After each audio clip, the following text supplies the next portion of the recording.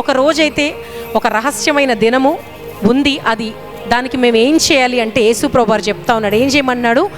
జాగ్రత్త పడుడి, మెలకువగా ప్రార్థన చేయుడి.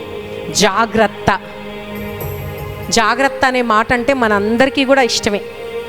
యవనస్తులైతే పరీక్షల్లో పాస్ అవ్వడానికి చాలా జాగ్రత్త పడతారు.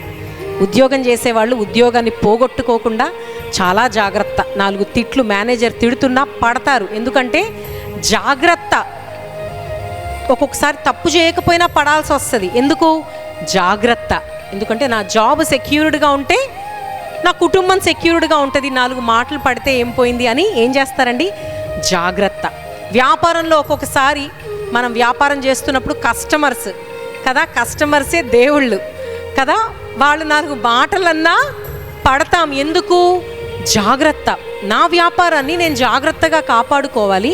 ఎందుకంటే నేను జాగ్రత్త లేకుండా ఎలా పడితే అలా ప్రవర్తిస్తే నా వ్యాపారానికి, దానితో పాటు నా కుటుంబానికి, నా బిడ్డలకు ఎంతో నష్టం. కనుక జాగ్రత్తగా ఉంటాం. ఇలా చెప్పుకుంటూ పోతే ప్రతి మానవుడు జాగ్రత్తగా వారి జీవితంలో ముందుకు వెళ్తూ ఉన్నారు. యేసు ప్రభువు వారు చెప్పే జాగ్రత్త ఏంటి అంటే, ఆ దినము రాబోతా ఉంది, త్వరలో అది సమీపించబోతా ఉంది, దానికి మీరు జాగ్రత్తగా ఉండండి అని. ఆ దినము అంటే ఏ దినం?